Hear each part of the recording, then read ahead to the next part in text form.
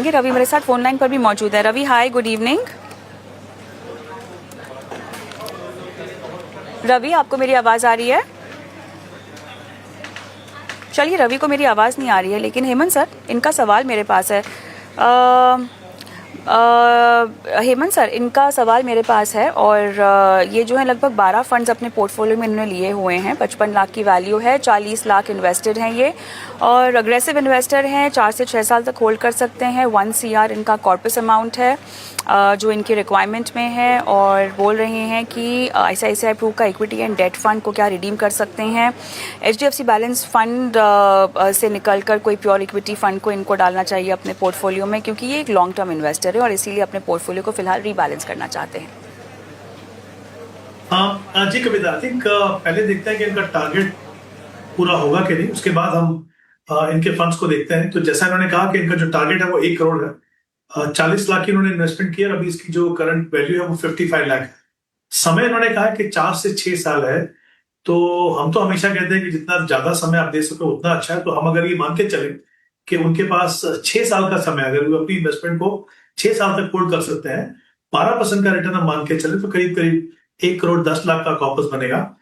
तो जैसा कि हम देख सकते हैं कि अगर वो अपनी इन्वेस्टमेंट को बनाए रखें, उसको अच्छे से मॉनिटर करते रहे, तो जहां तक उनका टारगेट पूरा करने का सवाल है वो हो जाना चाहिए। मुझे लगता नहीं कि उनको प्रॉब्लम होगी। इनका जो पोर्टफोलियो है कविता, यहाँ पे 12 फंड्स हैं। तो मुझे लगता है कि यहाँ पे डेफिनेटली कुछ स्कोप है, उसको थोड़ा सा कंसोलिडेट कर सकते हैं। फंड ब्रॉडली कैटेगरी के पॉइंट ऑफ व्यू से अच्छे हैं इनके पास। कुछ एक फंड्स हैं, मुझे लगता है कि शायद वो उतने कंसिस्टेंट, या फिर मैं हमेशा कहता हूं कि आप टॉप परफॉर्मिंग फंड में तो नहीं हो सकते, लेकिन ऐसे फंड में होना जरूरी है जहां पे वो कंसिस्टेंट हो। और अगर आपके पास उससे बेहतर ऑप्शन हो तो आपको देखना चाहिए, बहुत जल्दबाजी में नहीं, लेकिन काफी समय देने के बाद। तो कुछ फंड्स हैं मुझे लगता है जिनको ये आप रिकंसिडर कर सकते हैं, जैसे quant active fund, Mirae asset large and mid cap fund, SBI small cap और मिराई मल्टी कैप। जैसा मैंने कहा कि कैटेगरी पॉइंट ऑफ व्यू से बिल्कुल सही है, बट इनसे बेटर ऑप्शन है। तो इन चारों फंड्स में कुल मिला के इनकी इन्वेस्टमेंट 11 लाख है।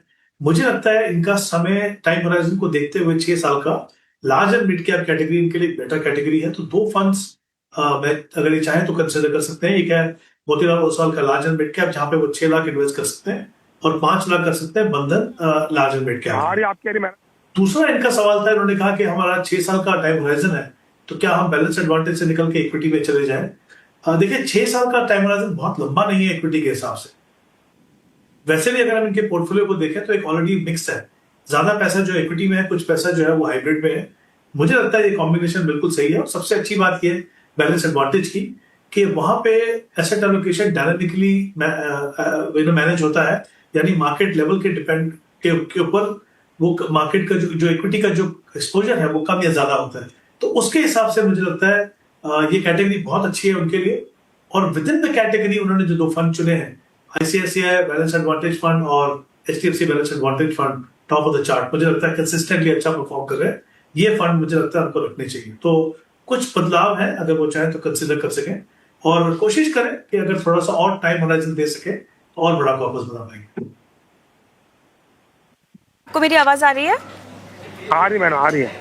हाँ, चलिए रवि, शुरुआत में आपसे बातचीत नहीं हो पाई, लेकिन आपका सवाल जो आपने हमें भेजा था उसके बिना पर हेमंत सर ने तमाम जवाब दे दिए हैं। फंड्स के स्कीम्स में बदलाव जो है वो रेकमेंड आपको कर दिए गए हैं। आप अगर नाम नोट डाउन अभी नहीं कर पाए हैं तो हमारा ये जो शो है वो यूट्यूब पर भी जाता है, तो वहाँ भी आप देख सकते हैं। क्या उसके अलावा आपका और कोई सवाल है? हाँ, SBI ब्लू चिप और स्मॉल कैप दोनों रखना चाहिए कि नहीं रखना चाहिए? हेमंत जी, कौन सा फंड बोला उन्होंने कविता? स्मॉल कैप बोला है। नहीं, SBI ब्लू चिप बोला शायद, करेक्ट? जी। हाँ, आई थिंक देखिए इस फंड के थोड़े इशू थे परफॉर्मेंस के, मुझे लगता है डेफिनेटली फंड की परफॉर्मेंस सुधरी है। और ब्लू चिप इसलिए रखना जरूरी है, जैसा मैंने कहा कि समय इनका 6 साल का है, बहुत लंबा समय नहीं है। तो आई थिंक एक ब्लू चिप फंड जो उनके पोर्टफोलियो में है उसको वो बने रह सकते हैं SBI के।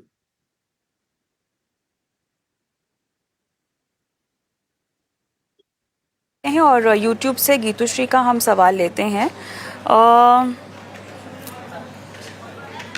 पराग पाली flexi cap Kotak emerging equity ICICI pru blue chip quant small cap HDFC small cap 12 साल तक इन्वेस्ट करना है। 20,000 की इनकी एसआईपी है। 6 लाख का लमसम भी ये करना चाहते हैं। किस में करें ये जानना चाहते हैं।